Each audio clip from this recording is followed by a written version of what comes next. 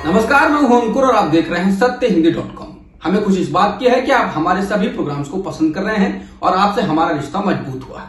और इस रिश्ते को और मजबूत करने के लिए डिस्क्रिप्शन में दिए गए लिंक पर क्लिक करिए, जिससे हमारा रिश्ता और मजबूत होगा। आइए अब एक नजर डाल लेते हैं अब तक की सुर्खियों पर। ट्विटर ने कांग्रेस के ऑफिशियल ट्विटर हैंडल को लॉक कर दिया है। इससे पहले ट्विटर ने राहुल गांधी के अकाउंट को लॉक किया था और बुधवार रात को 5 बड़े नेताओं के हैंडल भी लॉक कर दिए।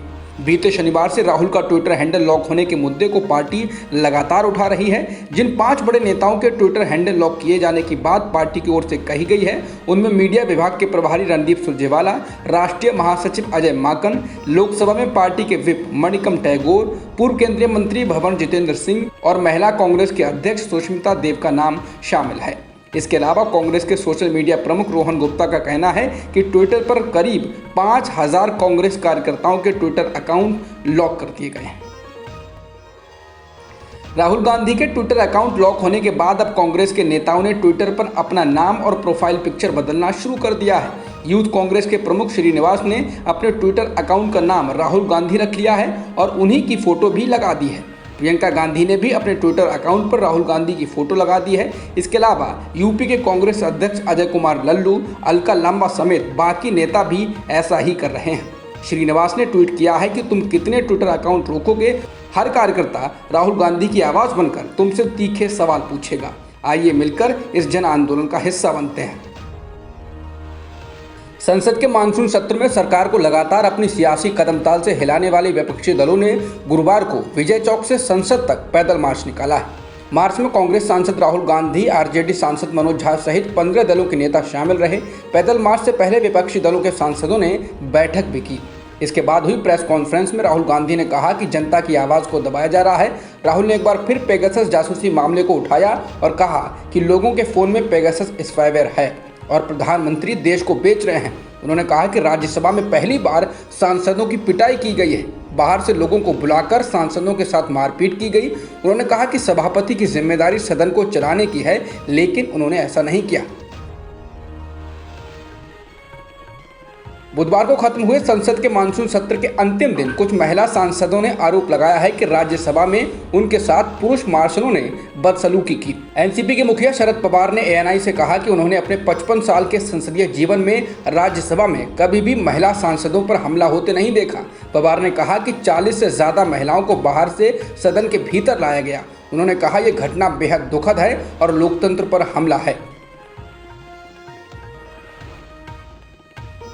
केंद्र सरकार ने मानसून सत्र के दौरान हंगामे को लेकर विपक्ष के आरोपों को खारिज किया है, साथ ही पलटवार भी किया है। केंद्र सरकार की ओर से प्रेस कॉन्फ्रेंस की गई, जिसमें मोदी सरकार के 7 मंत्री अनुराग ठाकुर, प्रहलाद जोशी, मुख्तार अब्बास नकवी, पीयूष गोयल, अर्जुन राम मेघवाल, भूपेंद्र यादव, वी मुरलीधरन मौजूद रहे।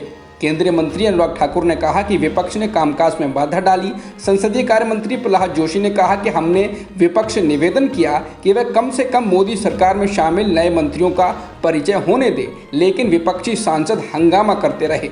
जोशी ने कहा कि विपक्षी सांसदों में अगर थोड़ी भी समझ है तो उन्हें देश से माफी मांगनी चाहिए।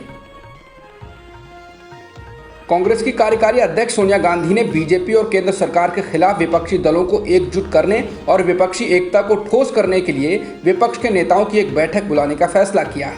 इसके तहत पहले एक वर्चुअल बैठक की जाएगी और उसके बाद एक डिनर रखा जाएगा। 20 अगस्त को होने वाली इस बैठक में पश्चिम बंगाल की मुख्यमंत्री ममता बनर्जी, महाराष्ट्र के मुख्यमंत्री उद्धव ठाकरे, झारखंड के मुख्यमंत्री हेमंत सोरेन और तमिलनाडु के मुख्यमंत्री एम.के. स्टैलिन को न्योता दिया गया है। इसके अलावा राष्ट्रवादी कांग्रेस के नेता शरद पवार को भी आमंत्रित किया गया है। शिवसेना नेता संजय राउत ने इसकी पुष्टि करते हुए कहा कि विपक्ष एकजुट है।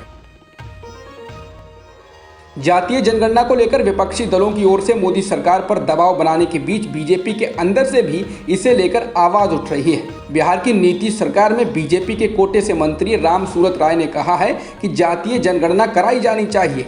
2 दिन पहले ही बीजेपी की सांसद संघमित्रा मौर्य ने लोकसभा में जातीय जनगणना कराने का समर्थन किया था।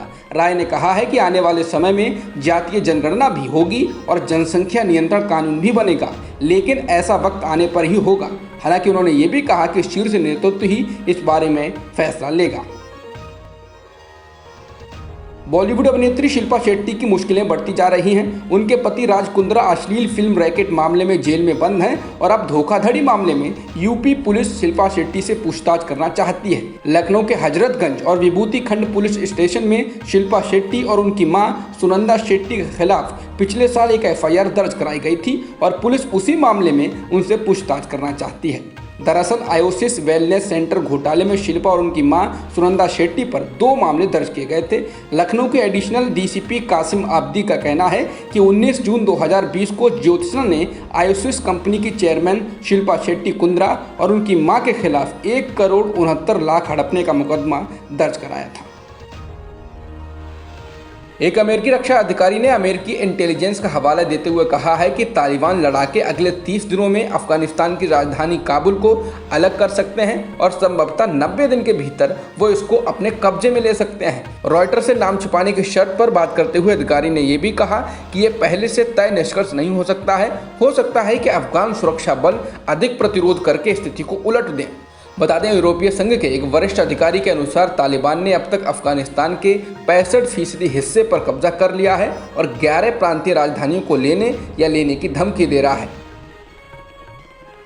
रॉयटर्स ने खबर दी है कि तालिबान लड़ाकों ने एक और प्रांत गजनी पर नियंत्रण कर लिया है। ये 9वां प्रांत है जो इस चरमपंथी गुट के कब्जे में आ गया है। गजनी प्रांतीय परिषद के प्रमुख नसीर अहमद फकीरी ने समाचार एजेंसी एएफपी से कहा कि तालिबान ने शहर के प्रमुख क्षेत्रों, गवर्नर के कार्यालय, पुलिस मुख्यालय और जेल पर नियंत्रण कर लिया है। शहर के कुछ हिस्सों में लड़ाई चल रही है, लेकिन गजनी शहर के ज़्यादातर इलाके विद्रोहियों के नियंत्रण में हैं। अब तक की खबरों में इतना ही। बाकी खबरों के लिए बने रहिए सत्यहिंदी.com के साथ। सत्य हिंदी का ऐप डाउनलोड करें गूगल प्ले स्टोर पर।